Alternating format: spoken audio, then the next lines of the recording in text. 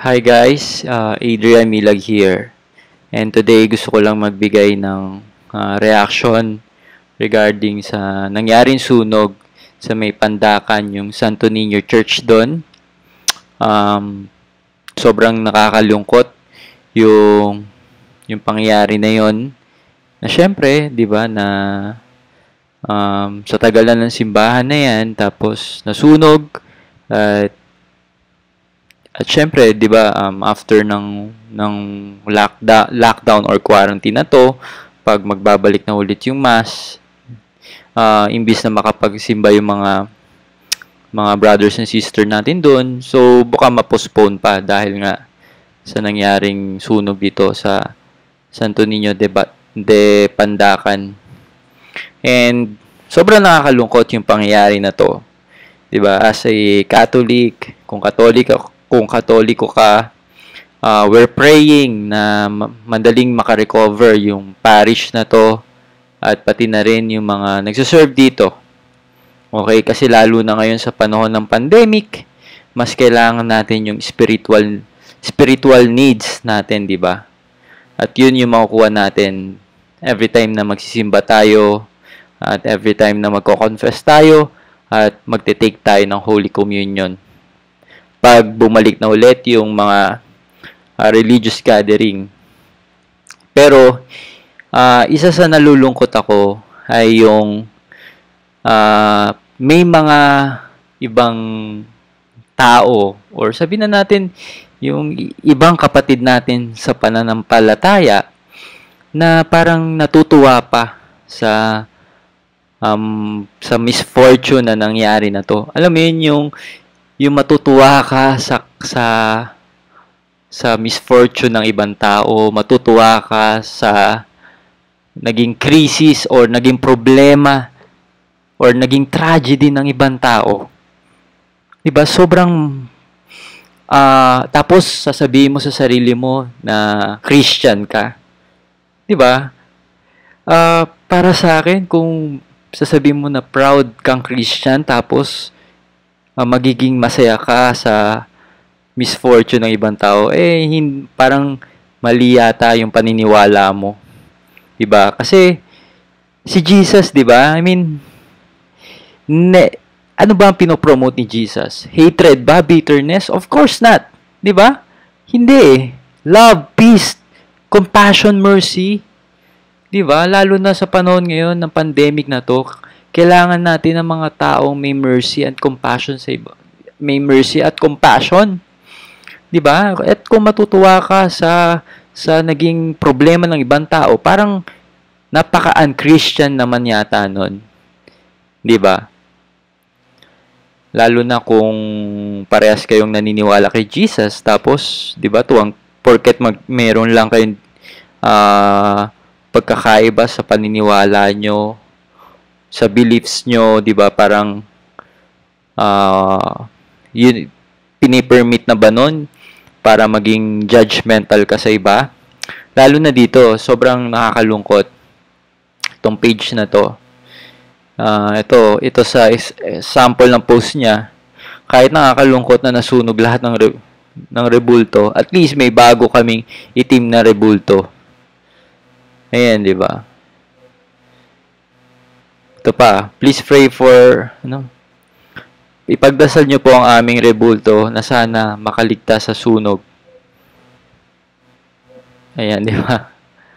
Wala lang, parang ewan ko kung sino may-ari ng page na to, pero para sa akin, 'di ba, parang grabe naman kung sino man may-ari na to. Alam mo kasi isa to sa maling paratang sa atin, mga Katoliko, na sinasamba daw natin yung mga rebulto. 'Di ba? Which is sobrang maling pananaw 'yun eh. Kasi bakit? Kasi walang teaching sa Catholic, sa amin, sa Catholic faith, na nagsasabi na sinasamba at wino-worship natin tong mga image na to. Mali eh. Di ba? Hindi eh. Kasi never na tinuro sa Katoliko na sinasamba namin tong mga imahe na to. 'Di ba? Kasi hindi kasi talaga nila naiintindihan kung ano talaga yung turo natin dito. Na itong mga imahe na to, itong mga rebulto na to, or tinatawag na divine image, nire-representa lang nito yung tao or yung kung sino mang persona na nire-representa ng image na yun. Katulad kunyari ni Jesus, yung image ni Jesus, hindi yun yung wino-worship natin. 'Di ba? Ang wino-worship natin yung nire-represent ng image na yun, which is si Jesus na nasa langit na. 'Di ba? Katulad ng devotion natin kay Mama Mary, hindi natin sinasamba yung imahe na yun ni Mary, which is we adore Mary, we respect Mary, yung nire-represent ng image na yun. 'Di ba? Sobrang maling paratang at sa atin tong mga Katoliko na until now kahit na ilang beses natin ipaliwanag sa kanila at explain sa kanila, parang napaka close-minded nila eh. Hindi nila maintindihan yun, hindi nila magets yun. Yung simpleng logic na yun. 'Di ba? Kahit nga hindi na natin kailangan ng theology dito eh. Kunyari, yung mga magulang mo, 'di ba? Mahal na mahal mo yung nanay, tatay mo. 'Di ba? So, kung mahal na mahal mo sila, 'di ba, kunyari lumipat ka na ng ibang bahay.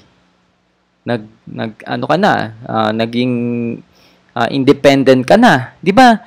Naglalagay ka ng picture ng magulang mo, ng nanay at tatay mo or mga kapatid mo or mga kaibigan mo, 'di ba? So, ibig sabihin ba pag naglagay ka ng picture sa bahay nyo ng mga taong malapit sa puso mo, wino-worship mo yung taong yun? Hindi. Bakit ka naglalagay nun? Kasi, tuwing nakikita mo yung mga litrato na yun, tuwing nakikita mo yung mga frame na yun, pinapaalala nun yung mga taong nire-representa ng image na yun. 'Di ba? So, simple logic eh. Common sense lang din minsan yung gagamitin natin. So, ganun din.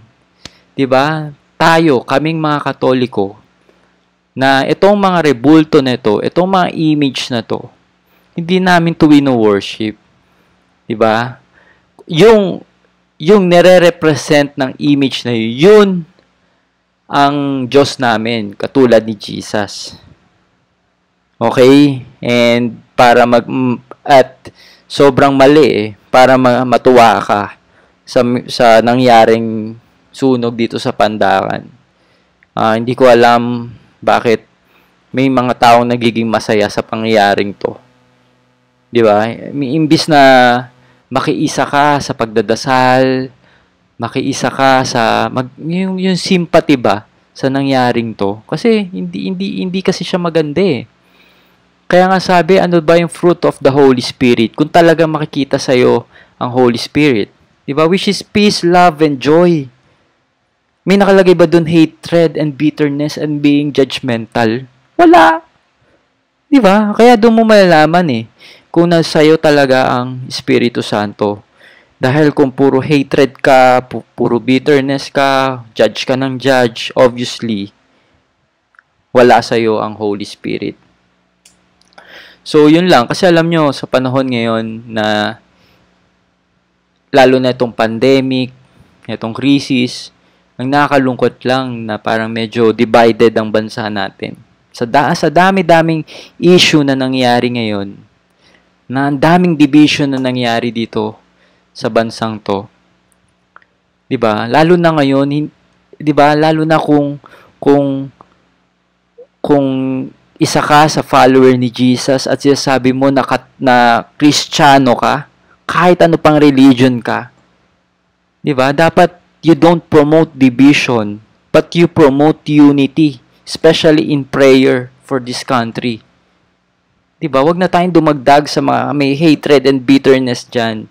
Wag na tayong dumagdag sa mga ABS-CBN issue na yan, sa anti-terror issue na yan, or kung ano-ano pang issue na lumalabas ngayon. 'Di ba? Na as a Christian, 'di ba, sama-sama tayo na ipagdasal tong bansang to na mabuklod tayo bilang isang Pilipino.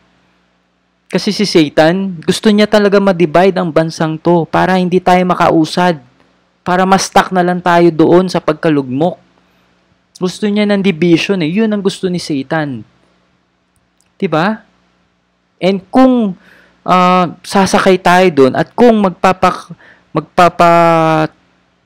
kakagatin natin yung patibong na yun ni Satan, eh hindi tayo uusad. And sa akin, yun lang, nagbigay lang ako ng reaction ko regarding dito sa nangyaring to. Sana is matuto tayo mas maging merciful, mas maging compassionate tayo sa kapwa natin. Especially kung hindi kayo parehas ng paniniwala. Hindi yan